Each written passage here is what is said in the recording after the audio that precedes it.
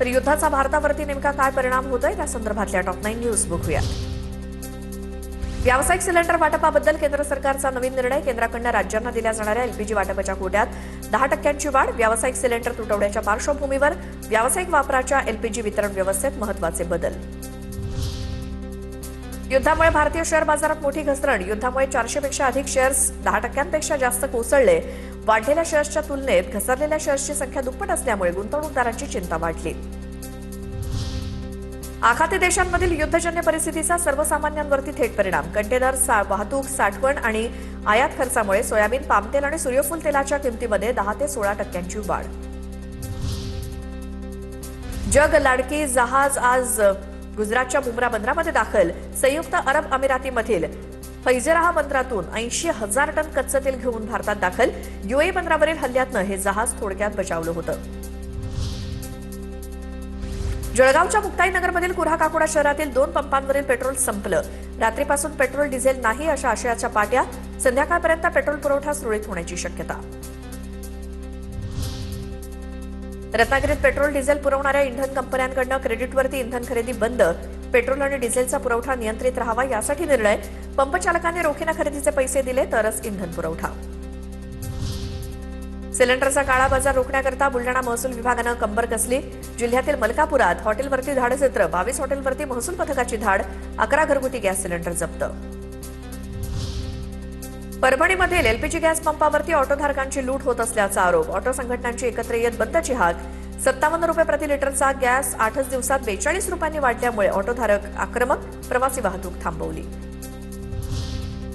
नागपुरात गॅस टंचाईचा औषधांच्या उत्पादनावरती मोठा परिणाम। आर्को लाईफ सायन्स कंपनीला फटका। एलपीजी गॅस सिलेंडर मिळत नसल्यामुळे औषध निर्मिती ठप्प।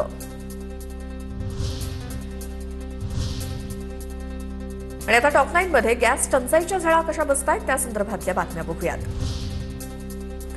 या महिन्यातील लग्नाचे 8 मुहूर्त असताना लग्न सराईला गॅस टंचाईचा फटका। गॅस सिलेंडर आणून द्या, केटरर्सची लग्न घरी अट। गॅस सिलेंडर मिळत नसल्यामुळे केटरर्सकडनं ऑर्डर घेण्यास नकार। गॅस तुटवड्यामुळे पंढरपुरातील पेढा व्यापाऱ्यांवरती संकट। अवघा 2 दिवस पुरेल इतकाच गॅस शिल्लक असल्यामुळे पेढा उत्पादन बंद होण्याच्या मार्गावर। गुढीपाडवा आणि चैत्रवारीच्या तोंडावर हा फटका बसल्यामुळे व्यावसायिकांमध्ये चिंतेचं वातावरण। पुण्यातील शासकीय विश्रामगृहाला गॅस टंचाईचा फटका। गॅसची टाकी आडवी करून वापरण्याची वेळ। दिवसभर पुरेल इतकाच गॅस साठा शिल्लक। व्यावसायिक सिलेंडर अभावी नाशिक मुंबई महामार्गावरील हॉटेल बंद। हॉटेल्सना 8 दिवसांपासून एकही सिलेंडर मिळालेला नाही। 5 ते 6 दिवसांपासून नाशिक मुंबई मार्गावरील सर्व हॉटेल्स बंद। गोंदियात घरगुती गॅसचा काळाबाजार रोखण्यासाठी एकाच ठिकाणी 85 ठिकाणी कारवाईत विशेष तपासणी पथकाकडून 13 घरगुती सिलेंडर जप्त। व्यावसायिक सिलेंडरची विक्री बंद झाल्यामुळे घरगुती सिलेंडरचा काळाबाजार।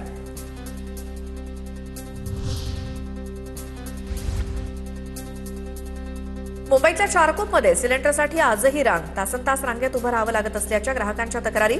तर पोलीस बंदोबस्तात सिलेंडरचं वितरण।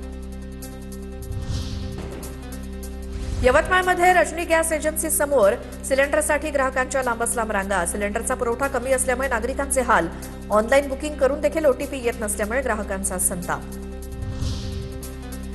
गोंदियामध्ये गॅस तुटवड्याच्या अफवेमुळे नागरिकांची गॅस एजन्सी समोर गर्दी। गोंदियात गॅसचा पुरेसा साठा असून सुद्धा पुरवठा सुरळीत, तर नागरिकांनी अफवांवरती विश्वास ठेवू नये। गोंदिया जिल्हा प्रशासनाचे नागरिकांना आवाहन।